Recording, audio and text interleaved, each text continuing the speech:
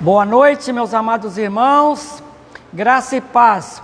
Queremos dar boas-vindas a todos os irmãos, aqueles que estão em casa, aqueles que estão nos acompanhando nesta live. Fica aqui a nossa palavra de gratidão e também aqueles que vão acessar numa outra oportunidade. Nós estaremos agora, a partir deste momento, em culto de adoração ao nosso Deus. E queremos convidá-lo a estar bem atento para ouvir uma porção da palavra de Deus. Nós vamos estar cantando agora um cântico de adoração a Jesus Cristo. Ele é o Criador de todas as coisas e Ele merece toda a honra, toda a glória, todo o louvor, toda a adoração. E nós estamos aqui na expectativa, mesmo sabendo que o estado de São Paulo está na fase vermelha. Nós antecipamos a nossa live de 19h30 para 18 horas, exatamente para estar dentro do protocolo e das exigências do nosso estado. E queremos que a igreja continue orando para que Deus, na sua graça infinita, possa passar logo essa pandemia e todos nós estejamos juntos aqui para dar um abraço nos irmãos, nossos amigos e fazer o nosso culto aqui neste lugar com toda a igreja, com nossos amigos. Que Deus abençoe. Vamos estar adorando ao Senhor.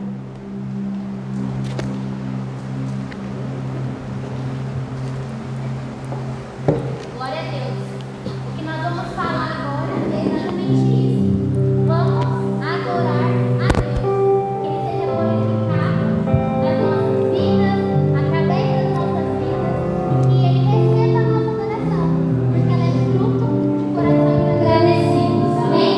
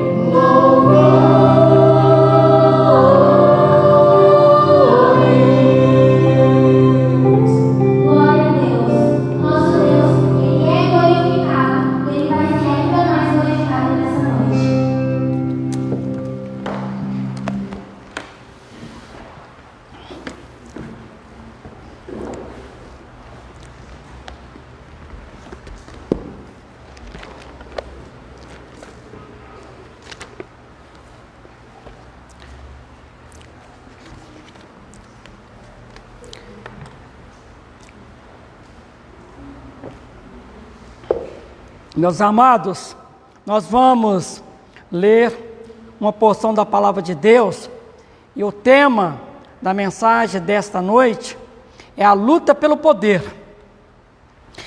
E nós vamos ler o texto de Jonas, o profeta de Deus, né? Capítulo 1, vamos ler alguns versículos e vamos meditar na palavra de Deus e tirar lições para a nossa vida. Veio a palavra do Senhor a Jonas, filho de Amitai, dizendo: Dispõe-te, vai à grande cidade de Nínive e clama contra ela, porque a sua malícia subiu até mim. Jonas se dispôs, mas para fugir da presença do Senhor, para Tarsis, e tendo descido a Jope, achou um navio que ia para Tarsis, pagou, pois, a sua passagem. Uma lição aqui: Deus não financia a nossa desobediência. Pagou, pois, Jonas a sua passagem e embarcou nele, naquele navio, para ir com eles para Tarsis, para longe da presença do Senhor. Mas o Senhor lançou sobre o mar um forte vento, e fez-se no mar uma grande tempestade, e o navio estava a ponto de se despedaçar. Então os marinheiros, cheios de medo, clamavam cada um ao seu Deus, e lançavam ao mar a carga que estava no navio. Então esse clamor dos marinheiros que estavam no navio ao seu Deus é porque a poligamia era comum naquela época, ainda hoje, mas a poligamia, que é a crença em vários deuses, e o Deus que se revela na palavra de Deus, nós defendemos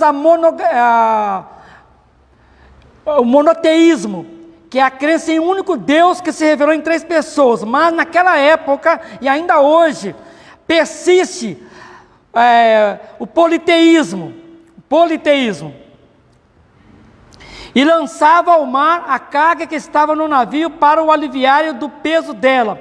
Jonas, porém, havia descido ao porão e se deitado, e dormia profundamente. Chegou-se a ele o mestre do navio e lhe disse: Que se passa contigo? Agarrado no sono? Levanta-te, invoca o teu Deus, talvez assim esse Deus se lembre de nós, para que não pereçamos. E diziam uns aos outros: Vinde e lancemos sortes, para que saibamos por causa de quem nos sobreveio este mal. E lançaram sortes, e a sorte caiu sobre Jonas. Deus melou o sorteio. Poderia tirar ali várias vezes e o nome ia sair Jonas. Então lhe disseram: Declara-nos agora por causa de quem nos sobreveio este mal. Que ocupação é a tua? De onde vens? Qual é a tua terra? E de que povo és tu? Ele lhes respondeu: Sou hebreu e temo ao Senhor, o Deus do céu, que fez o mar e a terra. Então os homens ficaram possuídos de grande temor, de grande medo, e lhe disseram: Que é isto que fizeste?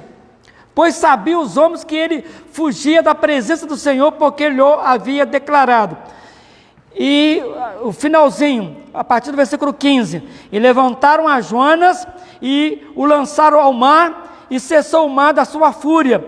Temeram, pois, estes homens em extremo ao Senhor, e ofereceram sacrifícios ao Senhor, e fizeram votos. Deparou o Senhor um grande peixe para que tragasse a Jonas, e esteve Jonas 3 dias e 3 noites no ventre do peixe. Ainda vamos ler 2 versículos aqui, capítulo 2. Então Jonas, do ventre do peixe, orou ao Senhor, seu Deus, e disse: Na minha angústia clamei ao Senhor, e ele me respondeu do ventre do abismo. Gritei, e tu me ouviste a voz. Versículo 10 do capítulo 2. Falou, pois, o Senhor ao peixe, e este vomitou a Jonas na terra. Capítulo 3. Veio a palavra do Senhor segunda vez a Jonas, dizendo: Dispõe-te, vai à grande cidade de Nínive e proclama contra ela a mensagem que eu te digo. Levantou-se, pois, Jonas e foi a Nínive, segundo a palavra do Senhor. Ora, Nínive era cidade muito importante diante de Deus, e de 3 dias para percorrê-la. Começou Jonas a percorrer a cidade, caminho de 1 dia, e pregava e dizia: ainda 40 dias e Nínive será subvertida. Agora, o versículo 5: os ninivitas creram em Deus e proclamaram um jejum, e vestiram-se de panos de saco, desde o maior até o menor. Depois, versículo 9 e 10: quem sabe se voltará a Deus e se arrependerá, e se apartará do furor da sua ira, de sorte que não pereçamos? Viu Deus o que fizera, como se converteram do seu mau caminho, né, o povo ninivita, juntamente com o rei, e Deus se arrependeu do mal, ou seja, do castigo que ele ia aplicar, né, que tinha dito lhes faria, e não fez. E no capítulo 4, os primeiros versículos: com isso desgostou-se Jonas extremamente e ficou irado, e orou ao Senhor e disse: ah, Senhor, não foi isso que eu disse estando ainda na minha terra? Por isso me adiantei fugindo para Tarso, pois sabia que tu és um Deus clemente, ou seja, um Deus bondoso e misericordioso, e tardio em irar-se, e grande em benignidade, que se arrepende do mal, de aplicar o castigo. Peço-te, pois, ó Senhor, tira minha vida, porque melhor é morrer do que viver. E para finalizar, versículo 10 e 11: tornou o Senhor: tens compaixão da planta que te não custou trabalho, a qual não fizeste crescer, que numa noite nasceu e numa noite pereceu. E Deus está dizendo: e não hei de eu ter compaixão da grande cidade de Nínive, em que há mais de 120 mil pessoas que não sabem discernir entre a mão direita e a mão esquerda, e também muitos animais? Então a história termina Deus fazendo uma pergunta para Jonas. Meus queridos, nesta luta pelo poder, eu quero rapidamente sintetizar toda essa história. No livro de Jonas, nós podemos ver que conta-se a história de um profeta desobediente, sem compaixão. Deus mandou que ele fosse pregar em Nínive, a capital do grande império da Assíria, nação inimiga do povo de Israel. Mas Jonas não foi anunciar a mensagem de Deus naquela cidade. Ele sabia que os seus moradores poderiam se arrepender dos seus pecados, e assim Deus não cumpriria a promessa de destruir a cidade. Jonas desobedeceu, foi castigado e finalmente acabou obedecendo, e ficou profundamente desapontado quando viu que as suas ameaças de destruição não se cumpriram. Este livro mostra que Deus domina o mundo inteiro: o céu, o mar, a terra, os animais, os seres humanos. Ele é também Deus de amor e compaixão, sempre pronto a perdoar e a salvar tanto as pessoas que fazem parte do povo de Israel, como as que são de outras nações. Portanto, meus queridos, a luta pelo poder. O próprio Jesus, em sua palavra, Mateus capítulo 22, ele fala: errais não conhecendo as Escrituras, nem o poder de Deus. Jesus também disse em Lucas 17, versículo 10: assim também, vós, depois de haverdes feito tudo quanto foi ordenado, dizei: somos servos inúteis, porque fizemos apenas o que deveríamos fazer. É por isso que o apóstolo Paulo, quando ele escreve a carta à igreja de Colossos, ele fala no capítulo 3: tudo quanto fizerdes, fazei-o de todo o coração, como para o Senhor e não para homens, cientes de que recebereis do Senhor a recompensa da herança, a Cristo Senhor é que estáis servindo. É por isso também que o apóstolo Paulo, quando escreve a sua carta, em 1 Coríntios capítulo 3, para a igreja de Corinto, ele coloca uma questão interessante, disciplinando aquela igreja, quando ele fala: portanto, havendo entre vós ciúmes, contendas, não é assim que sois carnais e andais segundo o homem? Quando, pois, alguém diz: eu sou de Apolo, e o outro, eu de Apolo, não é evidente que andais segundo os homens? Quem é Apolo e quem é Paulo? Servos por meio de quem crestes, e isso conforme o Senhor concedeu a cada um. Eu plantei, Apolo regou, mas o crescimento veio de Deus, de modo que nem o que planta é alguma coisa, nem o que rega, mas Deus que dá o crescimento. Ora, o que planta e o que rega são um, e cada um receberá o seu galardão segundo o seu próprio trabalho, porque de Deus somos cooperadores, lavoura de Deus e edifício de Deus.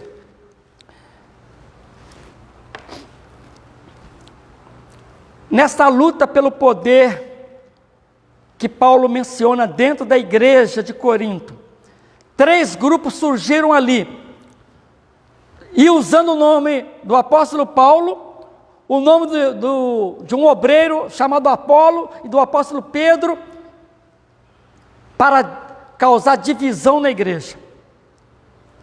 Grupos que queriam poder não para comunhão, não para abençoar, mas para dividir. E a pergunta que eu quero fazer, 2 perguntas: você quer poder para quê? Que tipo de poder você precisa receber? Na verdade, meus amados, a batalha interminável pelo domínio, pela autoridade, pelo poder continua em cada nível da vida. Tem algumas perguntas importantes que demonstram o tipo de sociedade, o tipo de pessoas que querem poder, e isso se revela da seguinte maneira: quem manda aqui? Alguns chegam a dizer, quem manda aqui sou eu, cala a boca. Quem dá as ordens? Você sabe com quem está falando? Quem está no controle? A disputa pelo poder, meus queridos, meus amigos, permeia a nossa existência, permeia toda a sociedade. Há uma constante manipulação pelo poder no governo, na área política. E é interessante notar que nesta pandemia, que já tem mais de 1 ano, o coração do ser humano está sendo revelado a todos nós, e nós estamos percebendo no próprio governo, aqui em nosso Brasil, no nosso país, como o coração do ser humano é corrupto, é perverso. Até mesmo as vacinas que estão chegando, a gente percebe quanta manipulação, quanta maldade, quanto dinheiro desviado.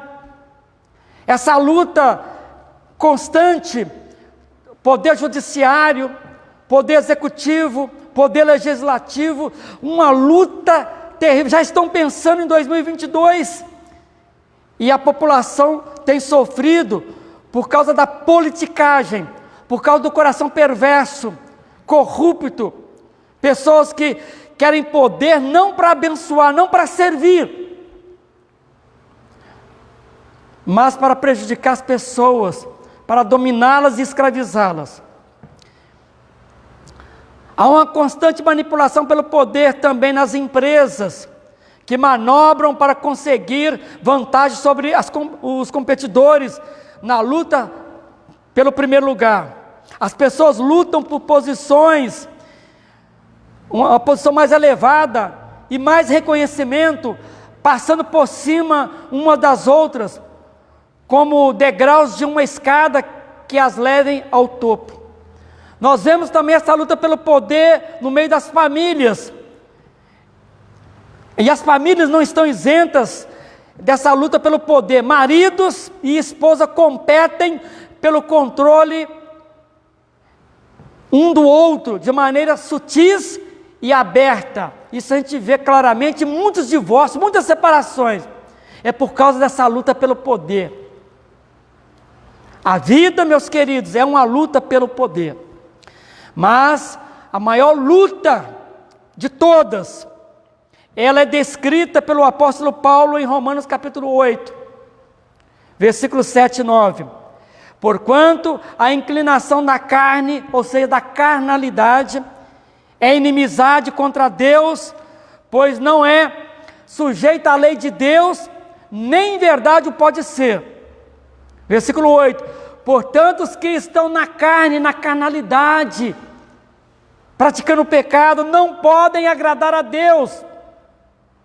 E quando fala, portanto, os que estão na carne, ou seja, estão praticando as obras da carne, é só você dar uma olhada em Gálatas capítulo 5, Paulo falando naquela igreja, que é as obras da carne.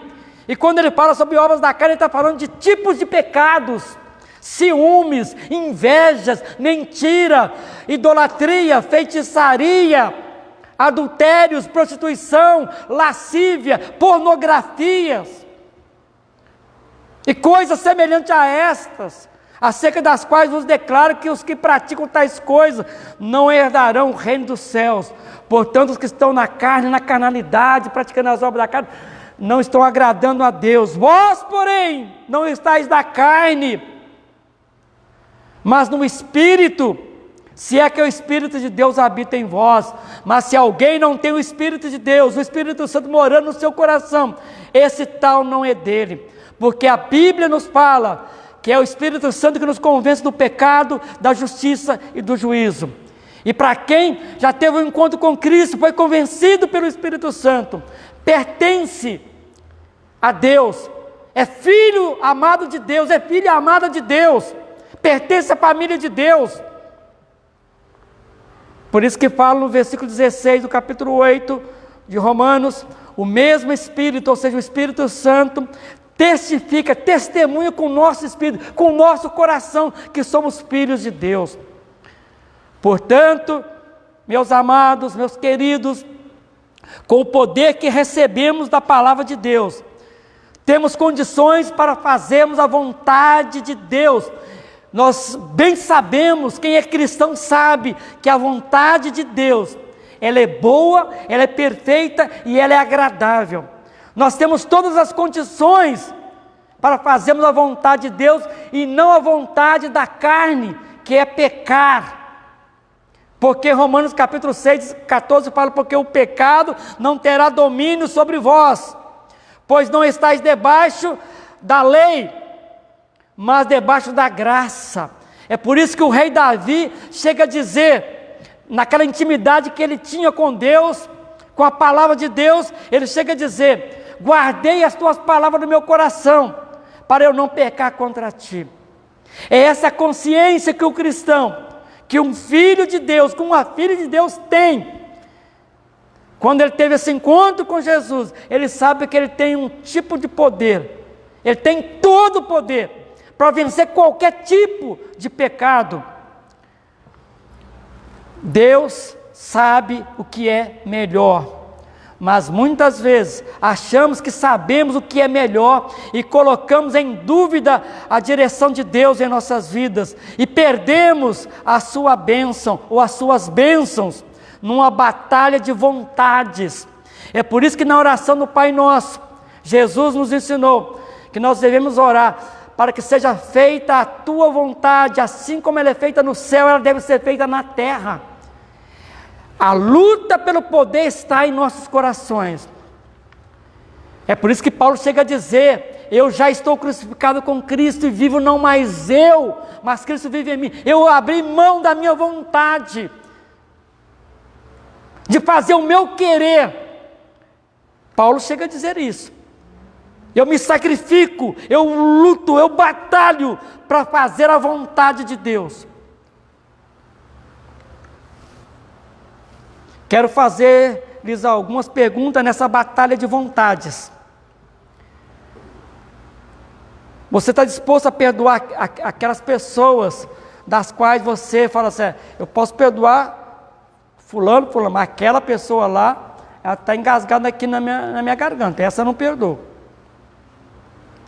Amar os nossos inimigos, pessoas que nos ofenderam, que nos machucam, que nos prejudicaram. Está disposto a perdoar? Jesus fala que nós precisamos amar os inimigos, orar por eles, abençoá-los. Muitos são os desafios que encontramos na nossa caminhada e que muitas vezes encontra uma resistência obstinada em nossos corações. Dizemos não e a luta pelo poder continua. E a história do profeta Jonas é um exemplo típico de uma pessoa em luta com Deus pelo poder. É isso que nós vemos lá nessa história, né? Veio a palavra do Senhor a Jonas, filho de Amitai, dizendo: levanta-te, vai à grande cidade de Nínive e clama, prega contra ela, porque a sua malícia, a sua maldade subiu até a minha presença, Jonas. Vá. Senhor, Nínive? O Senhor deve estar brincando. A capital dos assírios? O centro de poder do pior inimigo de Israel? Eu sou profeta em Israel, eu sei toda a história. Esse povo perverso, esse povo sanguinário. A luta pelo poder estava apenas começando na vida de Jonas em seu ministério. Sabe qual era o problema de Jonas? A última coisa que Jonas desejava era tornar-se responsável pela salvação de seus inimigos. Jonas pensava assim consigo mesmo: eu sou profeta, eu tenho esse poder, Deus me deu esse poder, eu sou profeta. Agora eu vou pregar a esse povo, e esse povo vai se converter. Portanto, ele decidiu não ir. Ele decidiu fugir da presença de Deus. Falou: essa é a vontade de Deus, que eu vá para Nínive, para lá. Eu vou para cá. Isso eu não vou fazer. O resto do livro de Jonas registra as fugas do relutante missionário, do relutante profeta. Portanto, amados irmãos, meus queridos amigos, Nínive para Jonas era a síntese de tudo que ele fora ensinado a odiar. Provavelmente ele tinha parentes que tinham sido assassinados, tinha sido violentado. Então ele guardava no seu coração toda essa ira, toda essa raiz de amargura. Nínive era esse terrível inimigo de Israel, era sinônimo de destruição, derramamento de sangue. Pregar arrependimento e ir lá, nem pensar. É por isso que o profeta Amós chega a dizer: poderão dois caminharem juntos se ambos não estiverem de acordo? Não.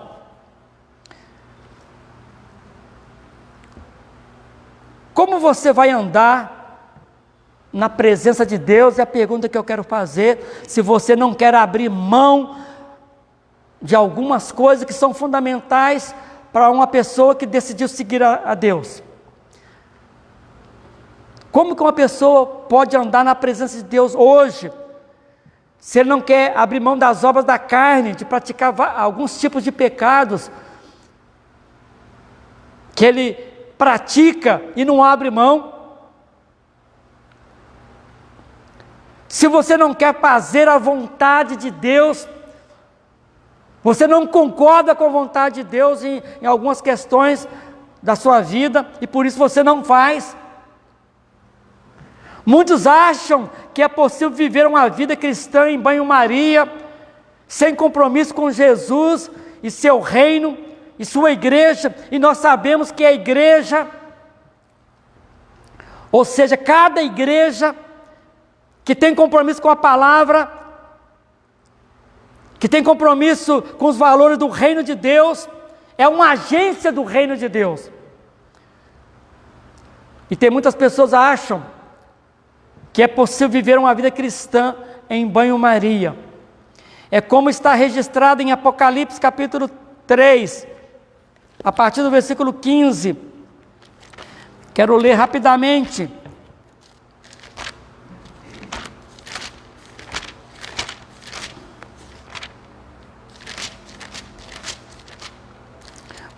Olha o que diz esta palavra. Essa igreja achava que poderia viver assim. Tem muitas pessoas que acham que podem viver em cima do muro.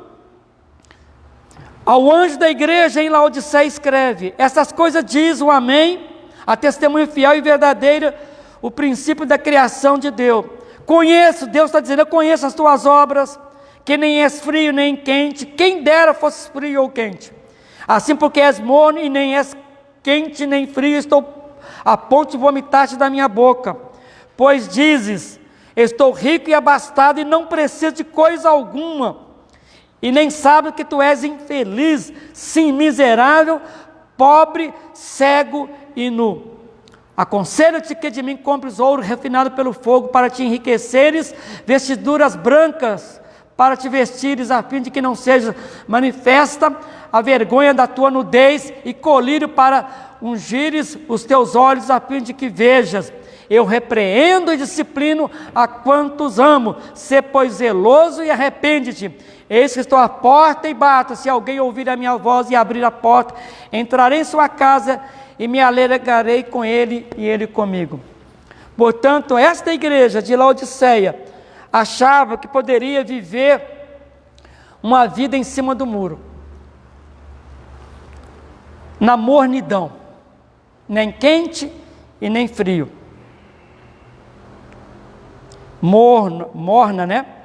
E Deus está dizendo, por causa dessa atitude, vomitar-te-ei da minha boca. É por isso que Jesus diz lá em Mateus capítulo 16, 24, Jesus diz, quem quiser vir após mim, negue-se a si mesmo, tome cada dia a sua cruz e siga-me, porque, meus queridos, o maior perigo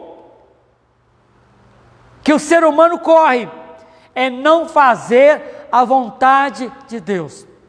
Esse é o maior perigo do ser humano, não fazer a vontade de Deus. E Jonas ousou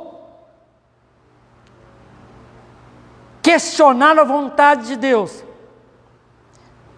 ousou conscientemente desobedecer a ordem de Deus. E muitos hoje estão vivendo uma vida semelhante ao profeta Jonas. Estão na desobediência conscientemente. Quando sabemos que possuímos poder vindo de Deus, a luta pelo poder termina. Porque uma experiência do poder de Cristo que habita em nós, liberta-nos da luta pelo poder com Ele ou com outras pessoas. Então percebemos que o seu poder tem como propósito conhecê-lo e fazermos a sua vontade, conforme Lucas capítulo 4 nos fala, quando Jesus estava aqui em sua natureza humana. Veja o que Jesus fez com o poder que ele recebeu. Jesus disse, o Espírito do Senhor, ou seja, o Espírito Santo está sobre mim, pelo que me ungiu, pelo que me deu poder para evangelizar os pobres, enviou-me para proclamar libertação aos cativos e restauração da vista aos cegos, para pôr em liberdade os oprimidos, e apregoar o ano aceitável do Senhor.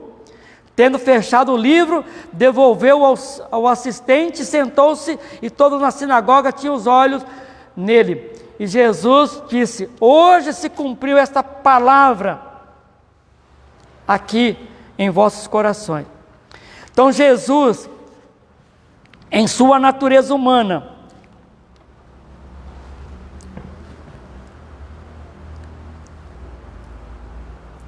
ele deixou bem claro que o poder que Deus nos deu, que Deus está nos dando, assim como Jesus recebeu o poder quando estava aqui na sua natureza humana, e ele fala o propósito desse poder, que vem do trono da graça, é para fazermos a sua vontade.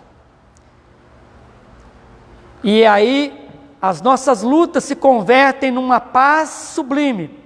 Chega o momento em que não lutamos por vantagem, não lutamos, nem competimos por autoridade, porque todo o poder no céu e na terra é nosso. Jesus deixou à disposição da sua igreja. Por isso que Jesus disse: eu edificarei a minha igreja. Ele não está falando do prédio, ele está falando das pessoas que fazem parte da igreja, que é corpo vivo de Cristo. E as portas do inferno, o poder das trevas, o poder do diabo não prevalecerão contra a igreja de Jesus. A conclusão que nós chegamos, meus amados, o poder que nós recebemos de Jesus tem como propósito, lá em Atos capítulo 1 fala: mas recebereis poder ao descer sobre vós o Espírito Santo, e sereis minhas testemunhas, tanto em Jerusalém como em toda a Judeia e Samaria, até os confins da terra. Lucas capítulo 4, 18 a 21, nós já lemos, Jesus fala o poder, a unção que ele recebeu.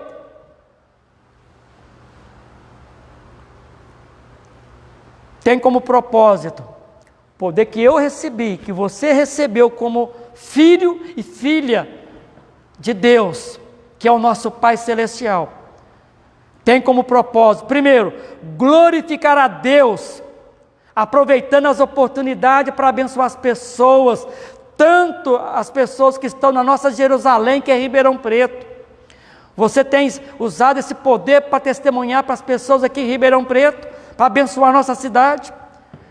Esse poder que nós recebemos é para abençoar o nosso estado de São Paulo, a nossa Samaria, que é o Brasil. Você tem sido um bom cidadão brasileiro, e abençoar as nações.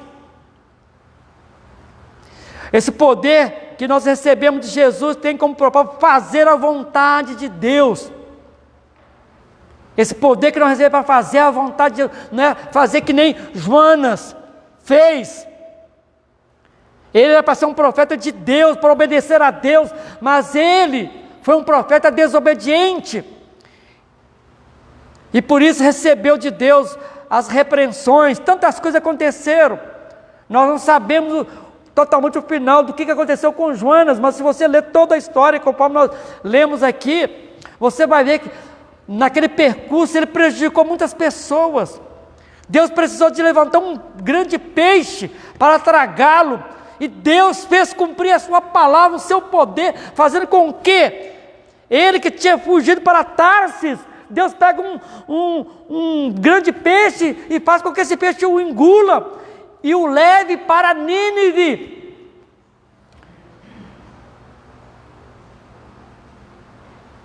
Aquele navio, os marinheiros, quanto prejuízo naquela embarcação de alimentos.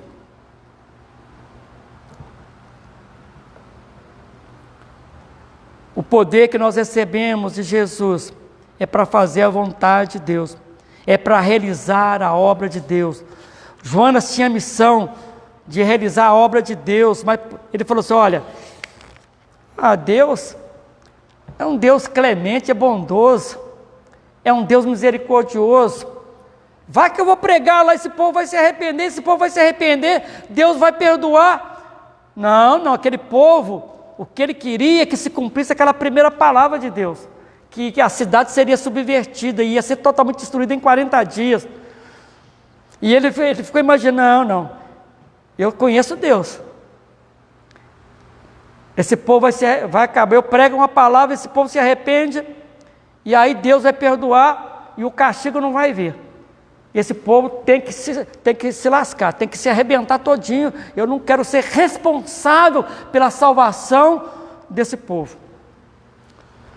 O poder que nós recebemos, meus queridos, o propósito, portanto, do poder do Espírito Santo é para que você possa testemunhar do grande amor de Deus, das misericórdias do Senhor que se renova a cada manhã.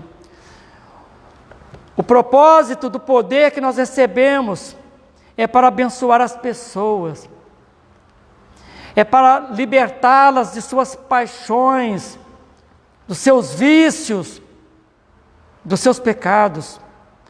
O poder que nós recebemos é para perdoar, ou para ensinar as pessoas a perdoar, para liberar perdão, é para salvar as pessoas da perdição eterna. Quantas pessoas ainda não sabem o caminho da salvação, estão perdidas, se morrerem, vão para o inferno. E é nossa responsabilidade, com esse poder que nós temos, levar essa mensagem de salvação da alma. Esse é o poder que Jesus nos deu para salvar muitas pessoas, ganhá-las para fazerem parte do reino de Deus. Esse poder que nós recebemos é para praticar generosidade. Quantas pessoas estão necessitadas de uma ajuda financeira, de uma cesta básica? Quantas pessoas precisam de ajuda? E a igreja, esse poder que nós recebemos é para sermos generosos, ajudar as pessoas, investir nas pessoas que estão precisando de ajuda. Esse poder que nós recebemos é para vencer o mundo aqui no sentido de mundanismo, é para vencer a carne, a carnalidade, a maldade que está no coração do ser humano, é para vencer o pecado, as obras da carne, todos os tipos de pecado. Esse é o poder que nós recebemos do Espírito Santo, é para vencer Satanás, e com todo o poder que Satanás tem, é um poder muito limitado, e nós temos poder para vencer o diabo, através da oração, através da palavra de Deus, conforme diz lá em Efésios capítulo 6, na batalha espiritual: sujeitai-vos, pois, a Deus, resisti ao diabo, ele fugirá de vós. Orai e vigiai para que não entreis em tentação, não caia nas mãos do tentador. O espírito, na verdade, está pronto, mas a carne é fraca. Portanto, minha palavra final, nesta luta pelo poder, qual é o poder que você tem? A resposta eu deixo com você. Se o seu poder que você tem está contribuindo para o progresso do reino de Deus, para a expansão do Evangelho de Cristo, para o reino de Cristo, para abençoar a pessoa, para a glória de Deus, você está fazendo a vontade de Deus, você está sendo um vencedor, você não está lutando contra a vontade de Deus, pelo contrário, você está sintonizado com os propósitos de Deus, para que você seja um vencedor. Mas se esse poder que você está recebendo, o que você tem, é para ir contra a vontade de Deus, para pecar, para fazer as coisas que não agradam a Deus, você é um perdedor. Você é uma pessoa mundana e você vai receber as consequências do seu pecado. E a minha oração é que Deus te abençoe, para que você abra a mão da sua própria vontade e seja um cooperador de Deus, seja um amigo de Deus, e esteja disposta a fazer a vontade de Deus. Esta é a minha oração. Que Deus te abençoe. Amém. Nós vamos louvar mais uma vez ao Senhor com um cântico.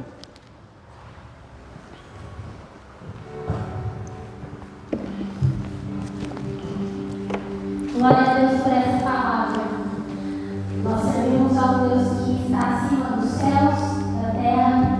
E o que nós vamos cantar agora diz exatamente isso. Não há no céu, não há na terra, não há no mar Deus como nosso Deus.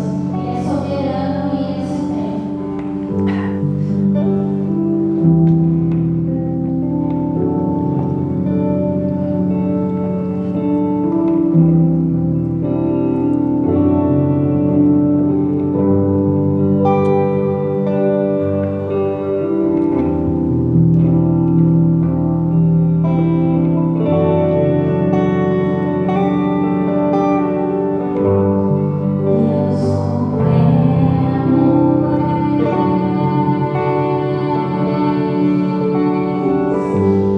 Soberano em glória.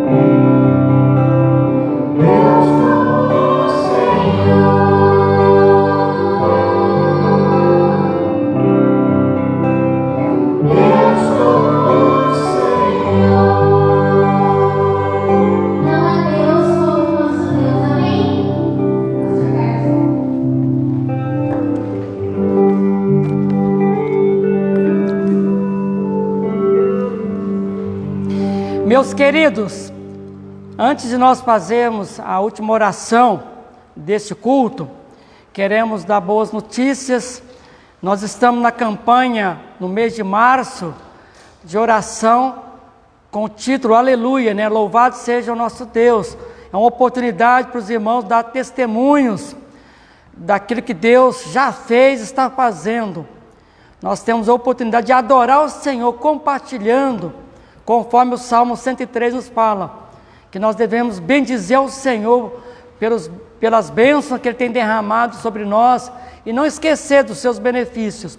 Então os irmãos estão tendo, no mês de março, esse privilégio, essa oportunidade para adorar a Deus, para compartilhar testemunhos do quanto Deus é maravilhoso, é bondoso, quanto Ele tem feito por nós, né? Ele tem cuidado de nós. Aqui nesta igreja, nós queremos declarar para os irmãos do Covid, nenhuma pessoa, nenhuma ovelha foi ceifada. Todos nós estamos vivos pela graça de Deus.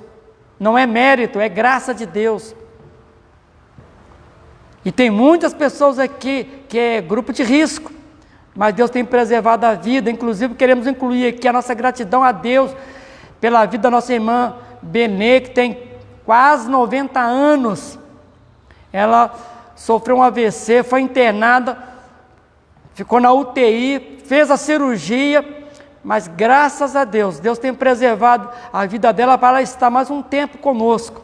Toda a honra, toda a glória nós tributamos ao Senhor pela vida dela, o quanto ela é importante para nós, e Deus sabe disso. Então, meus irmãos, compartilhe, dê o seu testemunho, porque você vai abençoar e vai edificar outras pessoas, que o seu testemunho com certeza vai ajudar no crescimento de todos nós. Então nós vamos orar, e queremos que você que está nos assistindo, que vai nos assistir, possa assumir um compromisso com Jesus, aceite-o como seu único e suficiente Salvador, porque muitas pessoas, infelizmente, estão confiantes nas suas obras, nos seus méritos, na placa da sua religião, e a Bíblia é muito clara: Jesus é o caminho e a verdade e a vida. Ninguém vai a Deus o Pai, a não ser que aceite a Jesus como único e suficiente Salvador. Nós aqui da igreja estamos torcendo por você, orando por você. Precisar da nossa ajuda, é só dar um alô e nós teremos o prazer de te orientar, de apresentar de forma mais clara, tirar suas dúvidas sobre o plano da salvação da alma. Nós temos visto que muitas pessoas estão fazendo investimento apenas na sua vida material, na sua vida física, mas está esquecendo o que é mais importante, é a alma. A Bíblia fala: o que adianta o homem ganhar o mundo inteiro e perder a sua alma? O que você vai fazer quando você partir desta vida ou quando Jesus voltar? Se você não aceitou Jesus, você está sob condenação, sob julgamento. Mas quem está em Cristo, quem aceita Cristo, não há nenhuma condenação, não haverá julgamento para quem aceitou a Cristo. E nós queremos que você aceite Jesus no seu coração. Tá certo? Então nós vamos orar. Querido Deus, nosso Pai, nós estamos diante da Tua presença, nesta live, nossos irmãos que estão em casa, nossos amigos que estão acessando, outros vão acessar numa outra oportunidade. E nós temos visto que a obra de Satanás é matar, roubar e destruir. Muitas famílias foram destruídas. Ele tem roubado a paz, tem usado pessoas na prática dos seus pecados para destruir tantas pessoas. Tantas nações estão experimentando o poder de Satanás através dos pecados que praticam, através de líderes que estão cheios do diabo, que não têm o temor de Deus, são ditadores, são corruptos, que lideram pela força, pela violência. Mas Jesus veio para nos dar vida, e vida com abundância, vida com qualidade. e todos aqueles líderes, pessoas que resolveram e decidiram experimentar o poder do Espírito Santo, o poder que vem dos céus, do teu trono. São pessoas que trabalham aqui como cooperadores de Deus, são bênçãos na vida de muitas pessoas. É por isso que a tua palavra nos fala, Jesus disse: vós sois o sal da terra e a luz do mundo, e assim resplandeça a vossa luz diante dos homens, para que vejam as vossas boas obras e glorifiquem a vosso Pai que está nos céus. Nós queremos continuar sendo testemunha de Jesus Cristo. Nós queremos permanecer fiéis à tua palavra. Continue nos ajudando a experimentarmos esse poder do Espírito Santo, para abençoar as pessoas, para glorificar Jesus, para fazer a tua vontade. Dá-nos uma boa semana e continue abençoando a vida da tua igreja, para que nós juntos possamos cumprir a nossa missão que o Senhor nos desse aqui na terra. Nós queremos permanecer obediente à tua palavra, à nossa missão que o Senhor nos deu. Nós oramos com perdão de nossos pecados, em nome de Jesus, para a glória de Jesus. Amém. Meus queridos, uma boa semana, fique na paz de Jesus e já receba o meu abraço, um abraço do pastor Carlos, em nome de toda a igreja. Deus abençoe, um beijão no seu coração.